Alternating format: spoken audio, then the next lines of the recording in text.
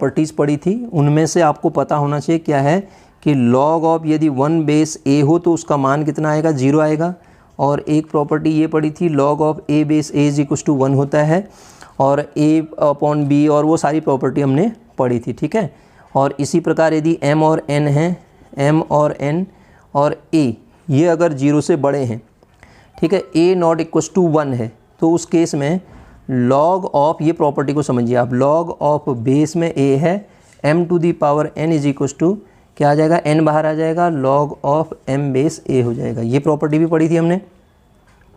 अब यही सिचुएशन में मैं अगली प्रॉपर्टी बता रहा हूँ आपको कि m और n और a 0 से बड़ा है और a नॉट इक्वल टू 0 है, a की वैल्यू 0 नहीं है, ठीक है, a नॉट इक्वल टू 0 है। तो उस केस में ये बड़ी इंपॉर्टेंट प्रॉपर्टी बता रहा हूँ मैं अभी, log of a to the power n, ध्यान से सुनिए, log of a to the power n, ये बेस में पूरा है, ऑफ m, इसकी जो वैल्यू आ जाएगी 1 अपॉन n, ये जो n जो a की पावर में है वो बाहर 1 अपॉन में आ जाता है, log ऑफ m, और ये क्या बन जाएगा, बेस क्या है यहाँ पे, log of m base a हो जाएगा। इस प्रॉपर्टी को आप बहुत ध्यान में रखेंगे, ठीक है। और एक बेस चेंज प्रॉपर्टी भी बताता हूँ मैं आपको। बेस चेंज प्रॉपर्टी क्या कहती है, वो कहती है जब आपके पास log of m base a है तो इसको आप 1 upon log of a base m लिख सकते हैं, 1 अपॉन। और इसके अलावा एक और प्रॉपर्टी बताता हूँ, log of m base a is equal to, अन्य बेस में कन्वर्ट करना चाह रहा हूँ,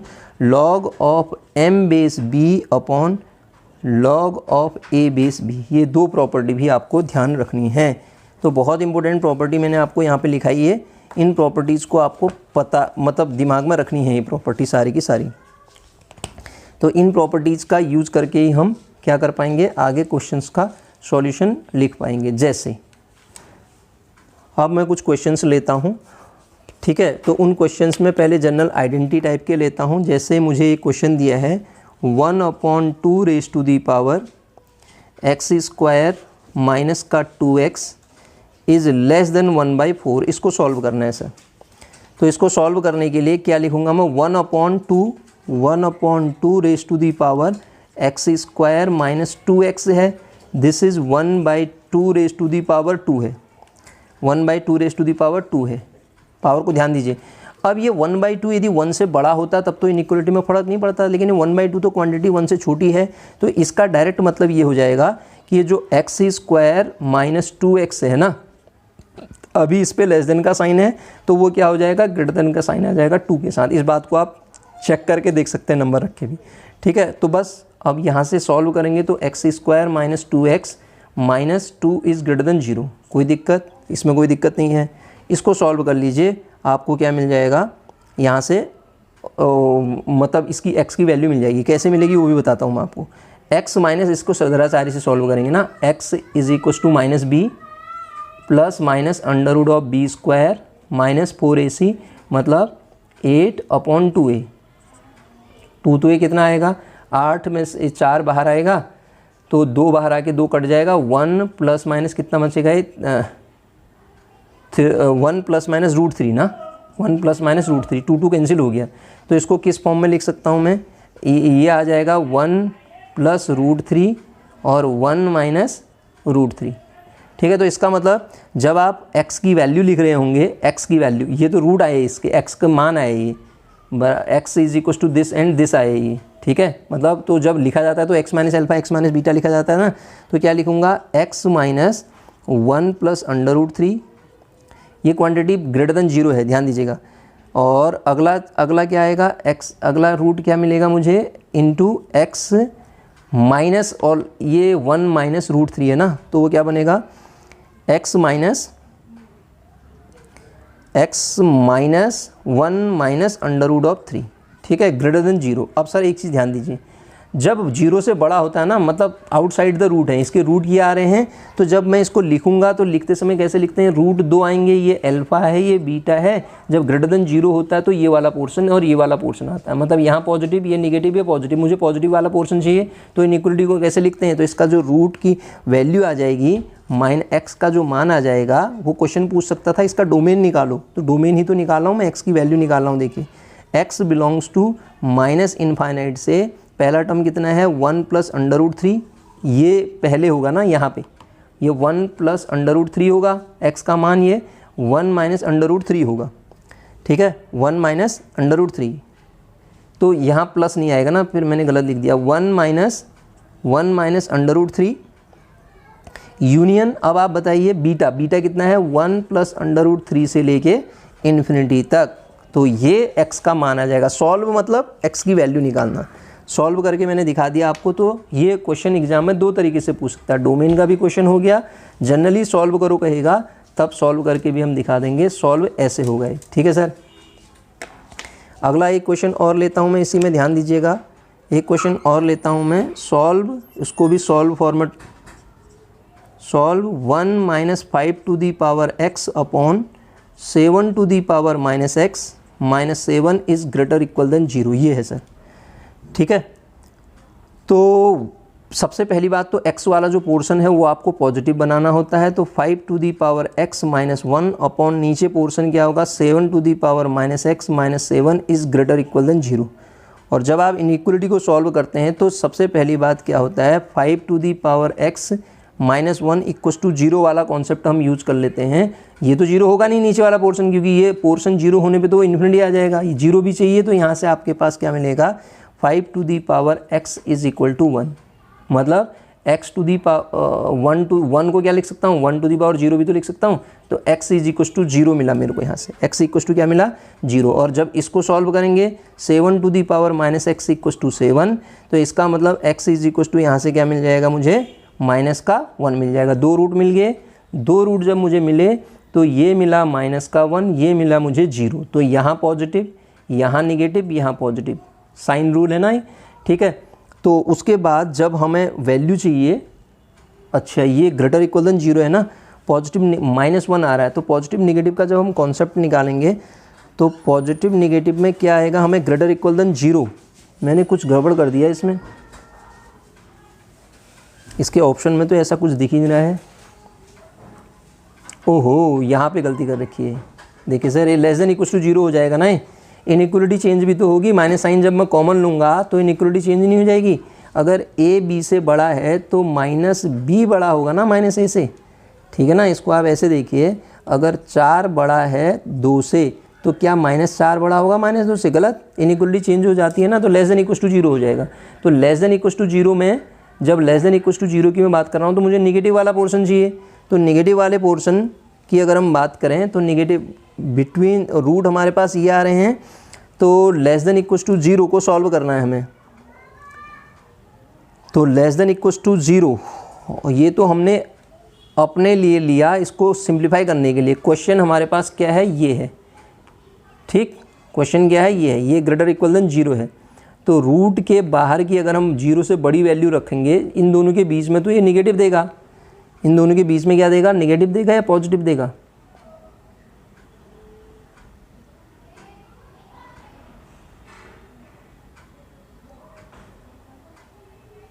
रूट्स को देखें तो ये वैल्यू जो हमें मिलेगी x की पावर -7 इज इक्वल टू 7, ये सही निकाल रखा है हमने, -1 to 1। वैल्यू रख के देख लेते हैं, एक 1 रख के देखो आप, 5 -1 अपॉन 1 रख के देखें, 7 -1, इसके बीच में बाहर 1 है ना, वैल्यू रख के चेक कर लेंगे, 7 -1 और माइनस का 7, ठीक है। तो ये इसका मतलब क्या होगा, 4 आ गया है, अपॉन नीचे कितना आएगा, 1/7, 1/7, वो तो माइनस आना चाहिए यार, 14, तो ये निगेटिव आएगा, तो रूट तो इसके अदरवाइज गलत हो जाएगा ना ये।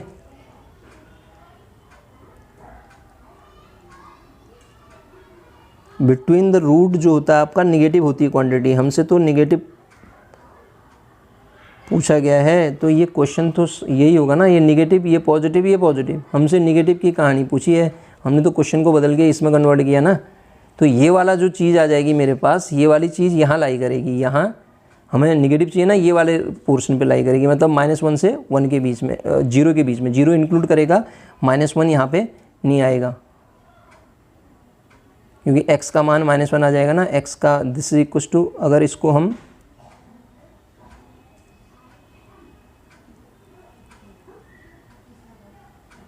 -7 to the power -x is equal to, अगले पार्ट में हमने ये रखा ना, दिस इक्वस टू 0, ये 0 तो दिस इक्वस टू 0 रख के रूट निकालेंगे, -1 नहीं आएगा, ठीक है, -1 की वैल्यू नहीं होनी चाहिए ना, इसकी वैल्यू इतनी नहीं आनी चाहिए, ये आने पे तो वो इन्फिनिटी हो जाएगा, तो रूट क्या आ जाएगा, इस तरीके से हम रूट इसको यही लिखेंगे, ठीक है। अगला देखते हैं, एक और क्वेश्चन देखिएगा। लॉग की प्रॉपर्टी बता रहा था मैं आपको, लॉग पे ही बेस्ड क्वेश्चन बताता हूँ। Log of b square root of 8 is equal to 3 hold 1/3, ये दे रखा है। तो आपको b की वैल्यू फाइंड करनी है सर। तो b की वैल्यू फाइंड करने के लिए अभी मैंने प्रॉपर्टी पढ़ाई थी, b ये 8 को क्या लिखते हैं 2 टू द पावर 3 की पावर 1/2, तो क्या आ जाएगा 2 to the power 3/2 is equal to कितना आएगा ये 10/3, 10/3 आएगा ना, 10/3। तो अभी मैंने बताया था ये जो पावर होती है ना बाहर आ जाती है, तो पावर बाहर आके 1/, में चली जाती है, तो 1/n है ना ये। अभी तो पढ़ा था हमने log of b a to the power m हो, तो इसको हम कैसे लिखते हैं, log of b 1/m base a, ऐसे लिखते हैं ना। तो इसी प्रकार इसको क्या लिखोगे 1/3/2 into log of b base 2 is equal to 10/3। तो पलट के क्या बना देगा आपका 2/3 बन जाएगा, क्या बन जाएगा 2/3 बन जाएगा। तो अब यहाँ से इसको काटो, 3 से 3 कट गया, ये 5 बार कटा, तो लॉग ऑफ b बेस 2 की वैल्यू कितनी आ गई 5 आ गई। लॉग ऑफ b बेस 2 की वैल्यू 5 आ गई। तो मैंने कल इससे पहले वाले लेक्चर में जब हम सॉल्व कर रहे थे तो उस समय पढ़ा था कि जब लॉग को यहाँ से हटाते हो तो ये पावर में चला जाएगा, इसका मतलब 2 की पावर 5 हो जाएगा, तो लॉग हट जाएगा, तो 2 की पावर 5 इक्वल टू b। इसका मतलब b की जो वैल्यू आ गई वो कितनी आ गई 32। b का मान कितना आ जाएगा इस केस में 32 आ जाएगा, b की वैल्यू जाएगी 32 आ जाएगी, ठीक है। आगे देखिए,